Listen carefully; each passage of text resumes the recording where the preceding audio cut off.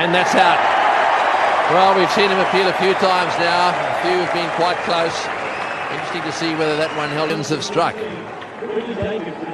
And again, the problem is that he's looking to hit it through the mid-wicket region. That is plumb in front, I would have to say. I don't think you need the blue lines to be seeing that pitched in line and straightened. Certainly would have been much better off trying to hit it straight back down the ground instead of looking to hit it through the mid-wicket region. Zimbabwe needed wickets, so they have one. Ridu Jacobs is gone. It's 1 for 6. Gone, yes, he's gone. Straight down to the throat. First slip, and all of a sudden, it's 3 for 22. Alistair Campbell, the catcher. Superb delivery from Heath Streak. It held its own line and then went away from him just enough to find the outside edge. Ooh, hello, hello. It almost got out and disappeared. And Streak's jubilation might have been a little bit premature, but it's 3 for 22.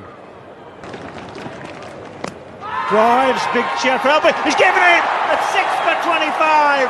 Trying to drive Ricardo Powell. The captain will bowl a fully swing. A big shout, another duck on the board. And there's into the right-hander, Ricardo Powell.